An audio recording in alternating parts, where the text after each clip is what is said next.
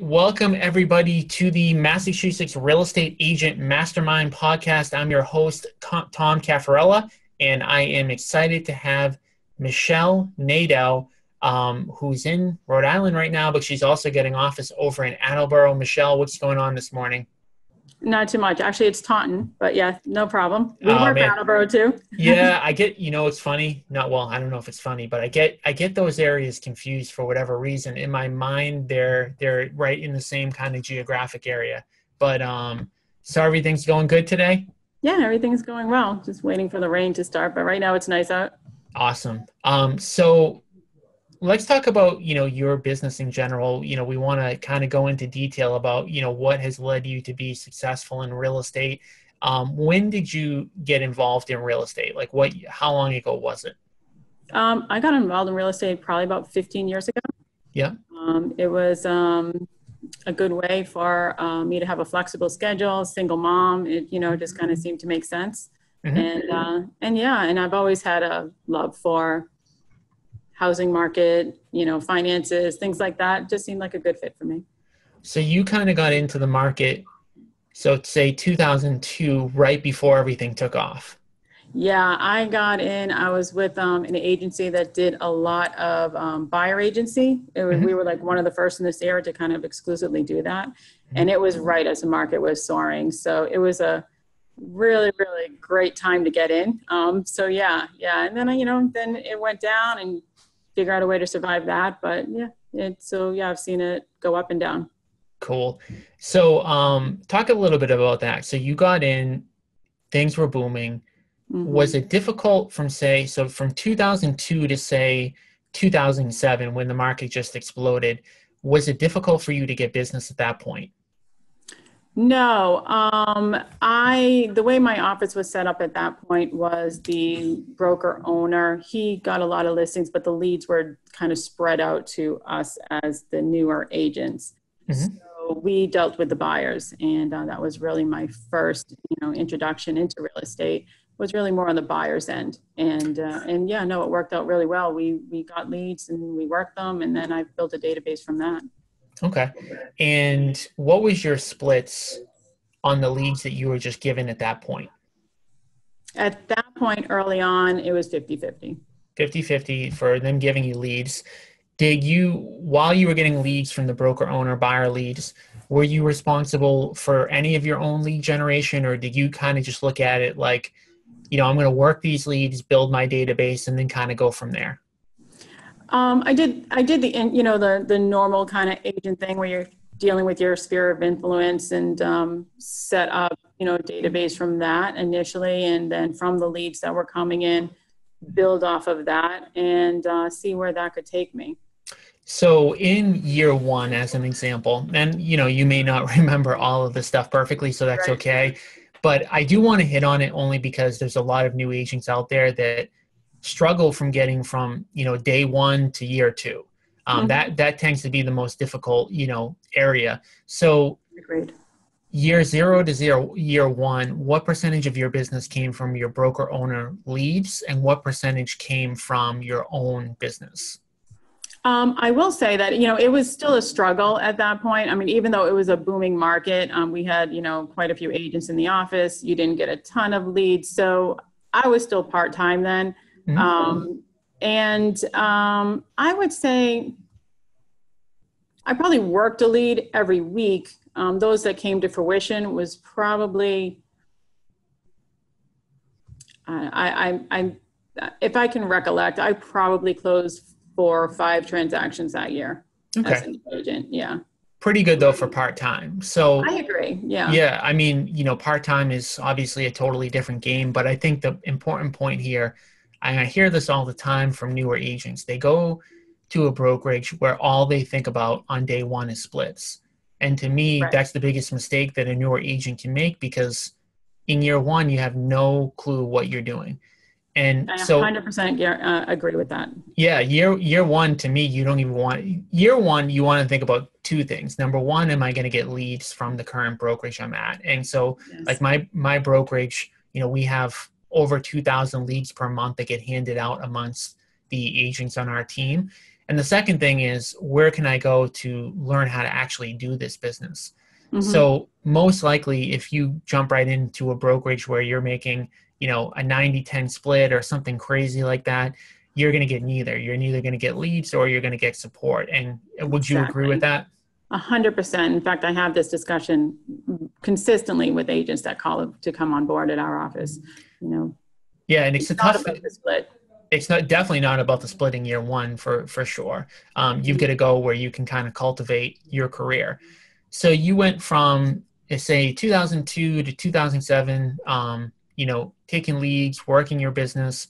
Now, over that course of time, did you take more leads from your broker owner, or did you grow your sphere more and eventually get out of working leads? Yeah, it definitely was. I would say I started growing my own business more, but the leads were coming in from my broker as well. But you had to learn how to work your own business. You really did. You had to be diligent about it. You had to stay in contact with everybody and talk about it. Tell everybody what you're doing. And at that point, we didn't have social media. We did have cell phones, but there wasn't a whole lot. Yeah, exactly. So it was a very different environment. You just really needed to tell everybody what you were doing. And you still do as much on your own. And you still do today. So the change in the market hit. So 2007, 2008 came about, the market crashed. What was the strategy during that period of time from, say, 2008 to 2011, 2012, when the market really started to correct itself? I have always had this philosophy that when I went into real estate, it was really to not only help my clients, but I really care about them. There's a process that you go through, and it wasn't all about the money. It was about the relationships, because I believe that my clients are my clients for life. So what I really started doing, and I ended up switching brokerages around this time. And with my new, he and I took a course, and he actually convinced me to go and do some short sale. Yep. And it was just kind of taking off, that whole short sale end of things. And honestly, that's kind of what got me through that. I had my best years at that point during the tough market, the down market. Yes. Short sales. And so do we. I mean, short sales were and will be very soon an unbelievable, opportunity. So yes. The bottom line for any real estate agent is that, depending upon what, point of the market cycle we're in, there's money to be made, but obviously you have to kind of do what's working in that particular market. For anybody who's read the book, Who Moved My Cheese? In real estate, the cheese is always being moved. So what works in 2017 may not work in 2018. And that doesn't always just necessarily mean we're talking about a market shift. It can also be a marketing shift. So one of the things you hit on is, when you started, there was no Facebook. Exactly. Today, Facebook is, I don't want to say everything, but it's super, super important. I mean, it's the number one way where people keep in touch with each other. It's also one of the best ways to generate leads right now. So you got through 2008 to 2012 on short sales. When did you know that the market was changing back? And then how did your strategy to adapt change? Well, what ended up happening is, with the short sales, is you ended up doing things that other agents didn't want to do. And I think that's most people didn't want to deal with them. And when you become experienced in that and exclusive in that, then people come to you. And I developed very strong relationships with my clients going through the short sales. I've got referrals off of them. Since then, they've either bought again or sold again. And like I said, I develop a relationship with my clients so that they realize that I am not their realtor now. I'm their realtor for life. So, I deal with their family, their friends, and that's the biggest compliment you can give me. And that's what I tell them. And I'm always asking for referrals, always getting, new business through referrals. And I think that the short sale market kind of solidified that for me. So one of the things that I always try to tell my agents, so I have a bunch of leads that come in, both buyer and seller leads. every single month to my brokerage, and agents will get frustrated because a lead will come in, the person may not be ready to buy or sell in the next 2 or 3 months. And what I always try to remind them is, it's great. A certain percentage of these leads are going to close in the near future. A lot of them aren't, but that's the beginning of starting your database. And what you're illustrating right now, in a kind of, wave of the real estate cycle is you may have helped somebody buy a property in 2003 that short sailed in 2008, that bought again in 2013. And I'm not saying that happened to you, but I would predict that at least a few times that happened to you, right? Oh, yes. Actually, it's happened quite a few times. Yes. Yeah. Right. So that person, that lead that you get in October of 2017 may buy in June of 2018, and then they might sell in, June of 2020, and then they might buy again in 2024. So You've got to get, I think one of the biggest takeaways there is that you've got to get into the habit of thinking about these clients as long-term and not just a quick hit. Exactly. And that's probably the thing that I try to tell my new agents. That's probably the most important thing. You stay in touch with them. The worst feeling is when you've worked with somebody, then you find out that they sold or bought through somebody else afterwards. And you're like, well, how did I miss that person? And what happened there? Because you do feel like they're your client. You develop a relationship with them. So are you still in production right now, or are you just responsible for managing that office? No, I do both. I manage the office. I work with some of the new agents and then my own business as well. And so the new agents that you work with, when you say new agents, are those people that have been brought into that brokerage or brand new agents? No, brand new agents. I'm sorry. Yes. Okay. You cut out for a second. I couldn't quite understand you, but I got you.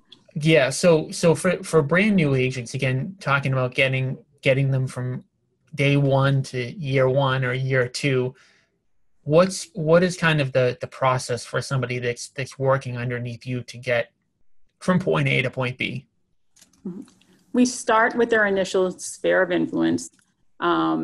We have a very good database here. Mm-hmm. So the first thing I have them do is input those people in your database, set them up with a marketing campaign. So they're getting some contact from you every single month on a drip campaign. Mm-hmm. And stay in touch with them. Always ask for the referral, have discussions with them about real estate. Be the one that they talk to, even just to ask questions. What is it like? Because as soon as if I go anywhere, people know me as a realtor. You always get those real estate questions. Oh, this house over here went for sale. This one. Just having that conversation establishes you as having, expertise in the field, and you're the person that they go to. And then when it comes time for them, you'll be the one that they call. So it's all about staying in touch. So what do you tell new agents? A new agent comes in and, they're willing to kind of, putting a lot of effort.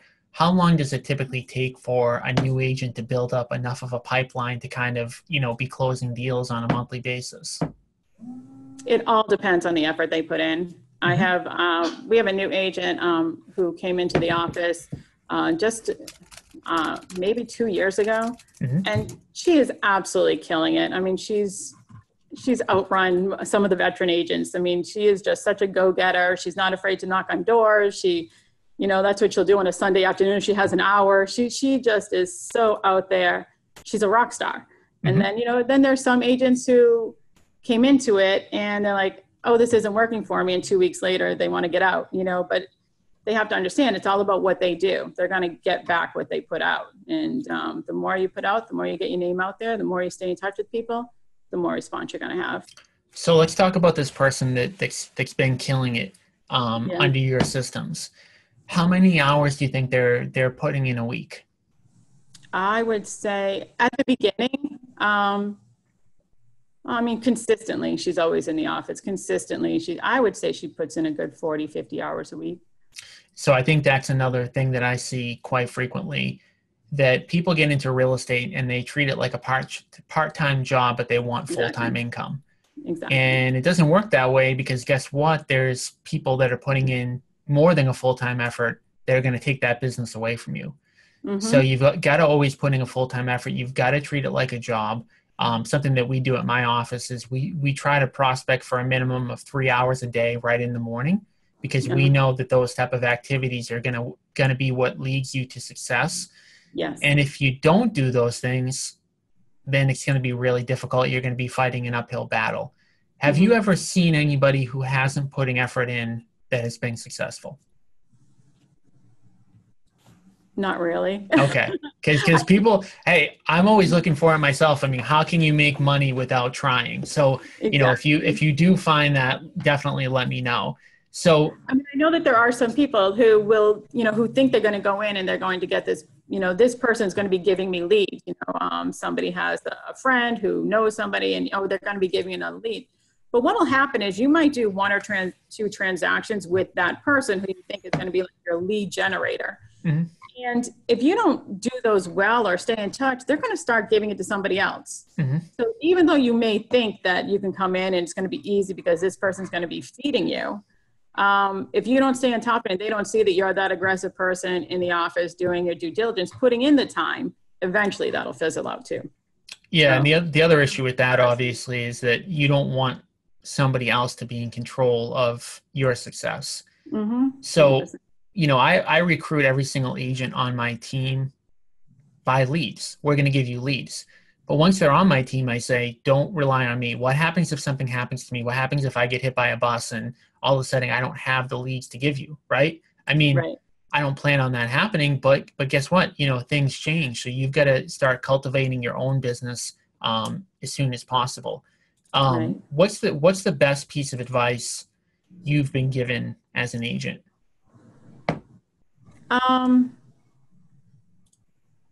Follow up. I would say that has to be it. You know, follow up on everything. You know, friends and family. It's funny. I've heard, and actually it's happened to me, where you think that you're that number one contact. They know you do this, and then you find out they gave it because it could just be as simple as they think you're too busy, or they think, you know, and if you don't let them know that you are always looking for new business, then you just never know. You just have to follow up with everybody. So how do you let them know that? How do you let your college roommate or somebody that you don't want to bug, but you don't want them to forget about you? How do you keep top of mind with those people? Not to name certain systems. I don't know if that's okay. Or Yeah. No. Anything you want to hit on. Right. One of the system that I firmly like because it fit, and I think everybody has to find the system that works for them specifically. But I'm a very big, like, Brian Buffini fan. I just like his systems. I like the note cards. People will open those, you know, a handwritten note card. And it's an easy way to stay in touch. And then you follow that up with a phone call. You put them on a drip campaign through your database. You set up reminders to stay in touch. You do a little pop by and start, you know, and say hi. You know, I did a pop by this morning. I'm actually going over to see somebody this afternoon. Just to bring a little apple pie that I picked up, just something just to let them know you're still in the business. This is what you're doing. You're thinking of them, and you'll be the one they reach out to. So one thing that you hit on that I want to highlight is not just relying 100% on your brokerage to provide you with the education and the style, right? So you talked about Brian Buffini. There's a million of them out there, and we're really lucky today. You know, in 2017, you know, probably going back to when you started, you probably couldn't get a lot of this content for free. You know, YouTube wasn't what it was. Facebook wasn't what it was. And all of this stuff has really been discounted heavily. I mean, you can go on a Tom Ferry YouTube channel, as an example, and you can get 99% free content. Now, they also offer paid content, and I'm a big believer in coaching, and I'm always in multiple coaching programs where I'm, you know, paying, you know, a couple $1,000s a month to somebody. But you can get a lot of it for free. If you don't have any money, you don't need to pay, but it's always out there. So like Tom Ferry, Brian Buffini, is there anybody else that you like, that you follow at all? Not specifically, but I will kind of float around and if there's something I'm trying to figure out the best way to learn, you know, I'll see what's out there, Google it, and see what I can find on the internet. Like you said, you can find an answer to almost anything. And not just an answer too, you can get multiple opinions. So like if you put into YouTube listing presentation, you can get 5 or 6 different ways. And I think it's important, like you mentioned, you got to find what works for you. So you like Brian Buffini, that might be something that fits with your specific personality or just something about him clicks. There's multiple ways to kind of do this. At the end of the day, going back to what's the most important thing, to me, the most important thing is effort, right? Effort overcomes a lot. But you've definitely got to get educated. So being resilient is definitely a big part of being a successful agent. And we Right. talked about the market changing and all that kind of stuff. What do you do to stay positive when deals fall apart or things go wrong or the market changes? Um, so yeah, of course, things happen, deals fall apart. I like to just kind of keep my clients positive, Mhm. let them know that, for, whatever reason, this wasn't the right, sometimes the house finds you, this wasn't the right house, we'll find it, just, and I firmly, tomorrow's another day. Things always change. Things are always changing. Mhm. But what about for you specifically? Like, points in your career or just, a day where, things just aren't going the right way. What do you personally do to kind of overcome it?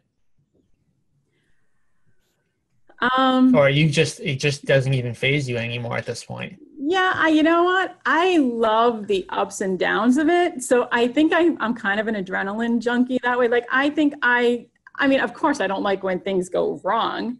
But I like figuring out a way to make it right. So, which may be why I didn't mind the short sales. I like the adversity and I like the fact that, everything's always different. So I don't mind a challenge. Hmm. And I always like to see how I'm going to overcome that challenge. And when you do, it's that much sweeter when you do. Hmm.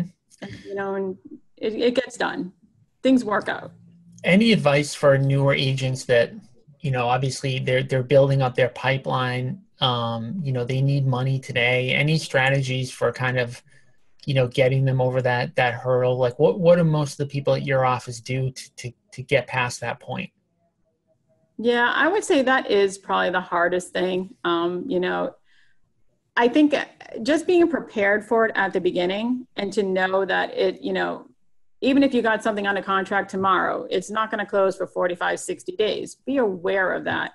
I like for them to understand financially how the commission structure works. You can't really count on anything until it closes, and just realize that that's the nature of the business.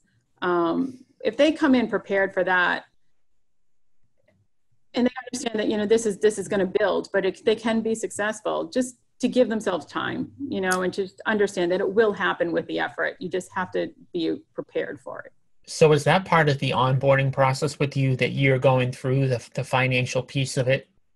Yes, I want everybody to understand at the very beginning how this, the way that this works. It will build, and then it'll just be like, it'll just keep rolling for you, but you have to be prepared at the beginning.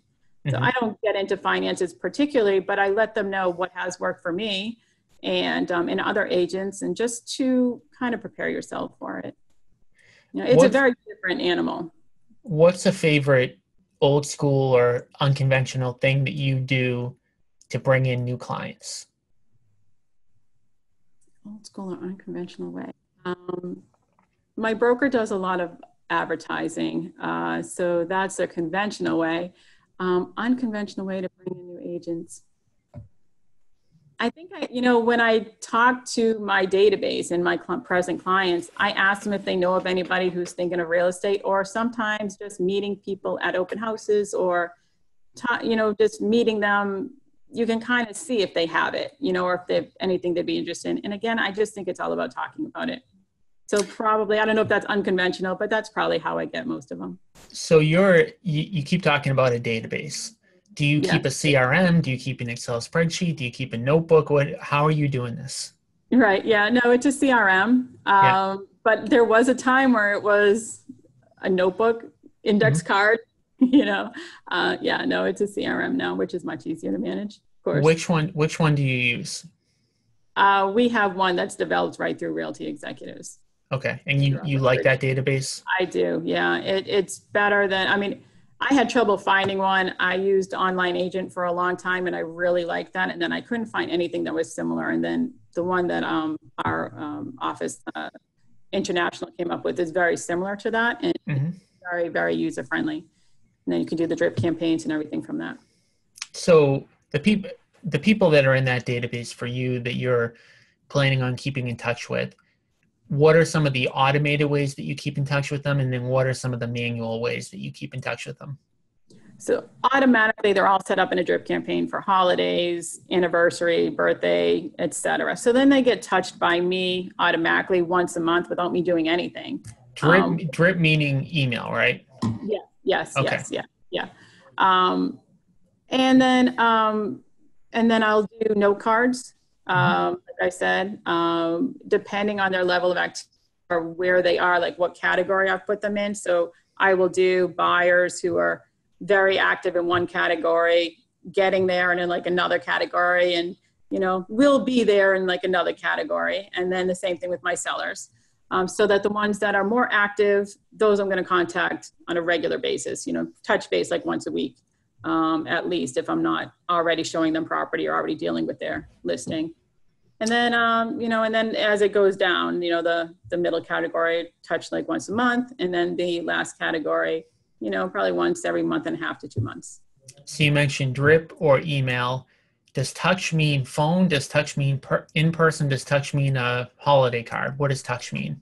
All of the above. Okay. So yes. So it all depends on their level in the way I have it set up in my system. Their level of activity will depend on how often they would get a note card, how often I would call them, or how often I would see them, you know, things of that nature. So I have them each set up at a different level, so that I'm not crazy, you know, trying to keep in touch with everybody all the time, but everybody's going to hear from me. Got it. And so obviously with, you know, phones changing a lot, people went from, you know, home phones to cell phones, calling to now texting. How many of those touches are texts, or do you not do text as a touch point? No, I do text as a touch point. I find some of my clients prefer it. Sometimes just if they're at work during the day, something reminds me, I'll say, hey, just thinking of you, with a quick little text message, and then they text me back. You know, sometimes I'll have, I recently had like a client appreciation sangria tasting, which was nice. Some local clients, we all met at a new place that was opening near my office in Massachusetts, and just as a client appreciation, did that. And that was a nice gathering. So that was a way to kind of touch base with a lot of clients that have either already bought or already sold a property and weren't physically active at the time, but I just wanted them to know that I appreciate their past business. And for newer agents that may not have the budget to do that, is there any creative ways that you use to make it a lower cost for newer people? To do something like a client appreciation day? Yeah. Yeah, actually, I had somebody mentioned a really good idea that I haven't implemented yet, but you know, like after somebody say that you sold a condo in a building, or you sold a house in a neighborhood, just doing something with the local neighbors and just, you know, sending out flyers to say, come meet the new owners of the property on such and such a day, like after a closing. And then you have, you know, everybody come by, and maybe, you know, the person who you sold it to would just have a light little spread of something. And then you just bring everybody over there and say hi, introduce them to the new neighbor, meet everybody, hand out your cards. And I think that's a good way to kind of do that on a very low budget. Exactly. So, you know, all this stuff is either you're spending money or you're spending time. And, you know, there's a lot of ways to spend time to generate leads and to build your sphere and all that kind of stuff. What's your preferred social media network? I am not great at social media, and you caught me there, but I do know that MySpace, AOL. Yeah, right. I know. Did you hear the dial-up when you came on? No, probably Facebook. Although I'm not great at staying on it, I admit. You've caught me, but yeah, it is. Why? So why though? You don't like it yourself, or you're just not used to it?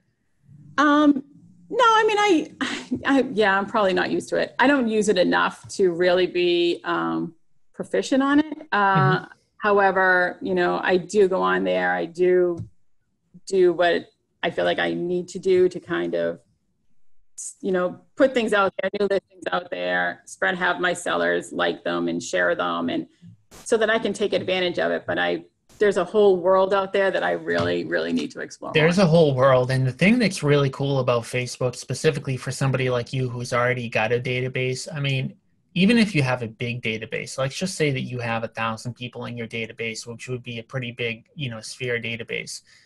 Facebook allows you to just reach those people. So you can upload their email addresses and you can run ads to those people. So for example, instead of you sending out a card or you sending out an email inviting them, past clients and, all that kind of stuff, you could run the Facebook ad to an event. So that would cost you like a couple of dollars because Facebook basically just goes off of how many people you're reaching. So what's so cool about Facebook as opposed to the old stream media platforms like TV and radio and all that is you run a TV ad or you put up a billboard or you run a radio campaign, you're going to be reaching 99.9% of the people who you don't even want to reach, but you have to pay for that reach. Whereas on Facebook, like you could stay in front of your sphere of influence every single day from now until the end of the year for probably $1,000. So it's very, very inexpensive. So you can reach the exact people you want. And the problem with just going on your Facebook page and posting as opposed to the way I'm doing it now is that Facebook has an algorithm to basically determine whether or not people want to see when you're posting. So if you post something about you closing a deal or something, maybe 10% of the people that you're Facebook friends with will see it. But when you run it paid, everybody sees it. So just some, kind of ideas there. But so to kind of wrap up, what advice would you give to an up and coming agent who is new to the area? No sphere. What do they do? Maybe just kind of find like a little neighborhood or something you want to farm, Yep. or, and just kind of just be out there. Just, have your presence known, your face known. Like you said, Facebook, you can do neighborhoods on Facebook. You can do geographical areas too, my understanding. Yeah. Target audience by demographics as well. So if you have like a little area that you're targeting, just be present, be out there, talk to people, let them know what you're doing. Wear your name badge. I mean, that sounds so silly. Wear your name badge or a t-shirt that says I'm in real estate, and people will ask you questions. Just have a conversation. My top agent does that, and he says he gets a couple of deals a year from it, which like kind of blows my mind, to be honest with you, that would actually work. But I mean, he's just, constantly out there and he loves talking to people. So he's, always making conversation. What are your personal goals? So where are you looking to go with this over the next 2 or 3 years? I really want to grow the Rhode Island office. Next 2 or 3 years, I really like everything I'm doing. I like everybody I'm working with. Like it's in a funny place to feel so, I don't know, happy with my business. It's growing at a nice pace. It's good. Like things are, gosh, knock on wood, right? I don't want to jinx myself, but yeah, I just want to keep going the way I've been going and to grow it at a level that works for me and just keep growing the business. Awesome. Well, I appreciate you coming on and sharing all the insight to everybody who's, a newer kind of agent that's looking to grow their business. Want to thank you for jumping on. And again, any parting words? Oh, I appreciate the opportunity, Tom. And anytime you want to give me a little tutorial on Facebook, let me know. Sounds good. I definitely will. So I want to thank everyone for joining the Massachusetts Real Estate Agent Mastermind podcast. I'm your host, Tom Caffarella, and I'll see you guys back in another week. Thank you. Thank you.